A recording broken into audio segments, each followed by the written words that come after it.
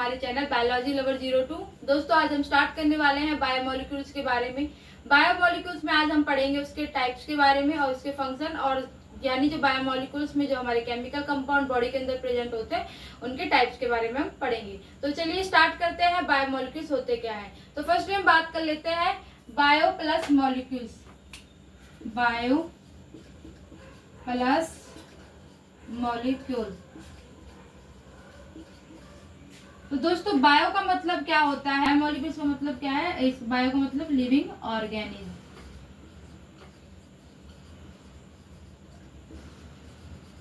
Molecules का मतलब क्या है, केमिकल कंपाउंड।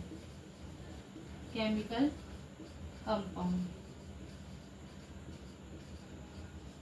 केमिकल कंपाउंड में क्या क्या आते हैं हमारे, ऑक्सीजन आ गए, कार्बोहाइड्रेट्स हो गए, हमारे हाइड्रोजन हो गया, ठीक है। तो ये सब क्या होते हैं, हमारे केमिकल कंपाउंड होते हैं। तो बायो मतलब लिविंग ऑर्गेनिज्म में केमिकल कंपाउंड क्या होते हैं, प्रेजेंट होते हैं, और इनका रोल क्या होता है ये भी मैं आपको बता देती हूँ। फर्स्टली जैसे हम बात कर लेते हैं, ये हमारी बॉडी है, ये हमारी बॉडी है। अब हमारे बॉडी को एनर्जी के लिए क्या चाहिए होता है, हमारे बॉडी को एनर्जी के लिए क्या चाहिए होता है। तो फर्स्ट तो हम ये बोलेंगे कि फूड होना, और फूड चाहिए होता है हमें। एनर्जी के लिए क्या चाहिए होता है, फूड चाहिए होता है हमें। बट इस फूड से हमें एनर्जी कैसे मिलती है, डायरेक्ट तो हमें एनर्जी नहीं मिल सकती। तो इसके लिए क्या होता है, केमिकल रिएक्शन होता है हमारे बॉडी के अंदर। केमिकल रिएक्शन होता है। केमिकल रिएक्शन किसका होता है, केमिकल कंपाउंड का। केमिकल कंपाउंड का हमारे बॉडी के अंदर क्या होता है, केमिकल रिएक्शन होता है, तब जाकर के हमें क्या मिलती है, बॉडी में एनर्जी मिलती है। इसलिए जो केमिकल मतलब जो केमिकल कंपाउंड है उसको क्या रखा गया है, लिविंग ऑर्गेनिज्म में रखा गया है। जैसे कि इसका मेन रोल क्या है, जैसे कि एक घर को बनाने के लिए हमें किसकी जरूरत पड़ती है, ब्रिक्स की जरूरत पड़ती है, यानी ईंटों की जरूरत पड़ती है। इसी तरीके से मतलब ह्यूमन्स की सर्वाइव के लिए, यानी हमारी बॉडी को अच्छे से फंक्शंस कराने के लिए और जीने के लिए किसकी जरूरत पड़ती है, फूड की जरूरत पड़ती है। अब फूड का जो प्रोसेस होता है वो कौन करवाता है, केमिकल रिएक्शन जो कौन कराता है, हमारे केमिकल कंपाउंड कराता है। क्योंकि डायरेक्ट फूड से हमें एनर्जी नहीं मिलती, उसके लिए क्या होता है, हमारे केमिकल कंपाउंड में क्या होते हैं, रिएक्शंस होते हैं। फॉर एग्जाम्पल जैसे मैं आपको बता देती हूँ, ये हो गया कार्बन,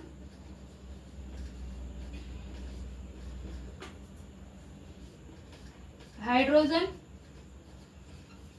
और ऑक्सीजन। ये क्या है, CO2, सॉरी ये सी क्या होता है, कार्बन होता है हमारा CO2, हाइड्रोजन हो गया H2 और हमारा ऑक्सीजन हो गया। मिलकर क्या बनाते हैं, C6H12O6, यानी क्या बनाते हैं मिलकर के, ग्लूकोज बनाते हैं। तो ग्लूकोज का क्या रोल है, आपको पता है कि ग्लूकोज भी हमारे अंदर क्या है, एक मतलब कार्बोहाइड्रेट्स में हमारे क्या होता है, ग्लूकोज प्रेजेंट होता है, ठीक है। तो जो क्या प्रेजेंट कराता है बॉडी के अंदर, कार्बोहाइड्रेट प्रेजेंट करा देता है, जिससे हमें क्या मिलती है, एनर्जी मिलती है। तो ये हो गया इसका एग्जाम्पल। अब बात कर लेते हैं बायोमोलिक्यूल्स के पूरे डेफिनेशन के बारे में। अगर आपको नोट्स भी चाहिए तो आप इससे नोट्स भी बना सकते हैं, ये आपके समझाने के लिए मैंने लिखा हुआ है नोट्स के लिए। तो स्टार्ट करते हैं। Biomolecules are organic molecules present in living organism. आप सभी को पता है कि बायोमोलिक्यूल्स क्या होते हैं, एक ऑर्गेनिक मॉलिक्यूल्स होते हैं जो कि लिविंग ऑर्गेनिज्म में प्रेजेंट होते हैं, यानी हमारे बॉडी के अंदर प्रेजेंट होते हैं। That play crucial role in a biological process. जैसे कि दे इंक्लूडेड मेजर मॉलिक्यूल्स, क्या करता है, इनके अंदर इंक्लूडेड होते हैं हमारे बहुत ही जो मेजर मॉलिक्यूल्स प्रेजेंट होते हैं, like carbohydrate, protein, lipids and nucleic acid, जो कि हमारे लाइफ का क्या है, बेस है, जैसे कि कार्बोहाइड्रेट, प्रोटीन, लिपिड एंड हमारे न्यूक्लिक एसिड।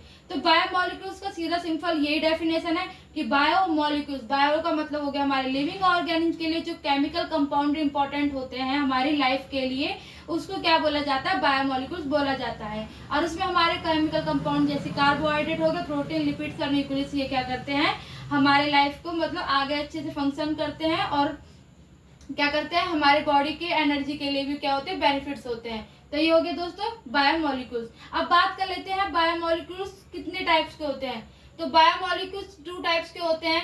एक तो होता है हमारा बायोमोलिक्यूल्स मैक्रो, क्या होता है, एक तो हमारा बायोमोलिक्यूल्स मैक्रो और माइक्रो।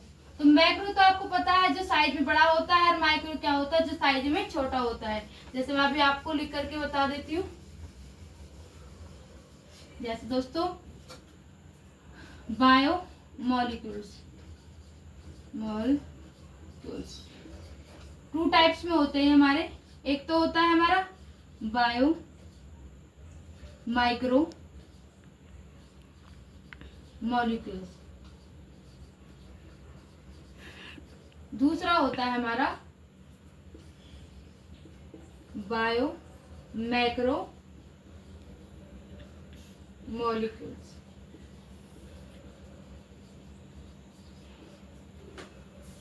बायो माइक्रो मॉलिक्यूल्स कैसे होते हैं, जैसे हमारे क्या होते हैं छोटे छोटे, ये क्या है मॉलिक्यूल्स है, यानी अलग अलग क्या है मॉलिक्यूल्स है। अब ये सब इकट्ठे होकर के इन्होंने क्या बनाया है, एक बड़ा मॉलिक्यूल बनाया है। जैसे कि यहाँ पे ये सब इकट्ठे हो गए हैं एक साथ में, इन्होंने क्या बना लिया, एक यूनिट बना लिया, एक बड़ा क्या बना लिया, हमारा बायो मैक्रो मॉलिक्यूल्स बना लिया है। फॉर एग्जाम्पल जैसे मैं आपको बता देती हूँ, ये जैसे कि प्रोटीन है हमारा, तो प्रोटीन आपको पता है किससे मिलकर के बना हुआ होता है हमारा, अमीनो एसिड से। तो ये क्या हो गया, जैसे हमारा एग्जाम्पल लिखे अमीनो एसिड। अमीनो एसिड सारे, बहुत सारे अमीनो एसिड इकट्ठे होकर के क्या बना रहे हैं, प्रोटीन बना रहे हैं। तो ये हुआ हमारा कंप्लीट बायो मॉलिक्यूल्स। अब बात करने वाले हैं हम आज कार्बोहाइड्रेट्स के बारे में।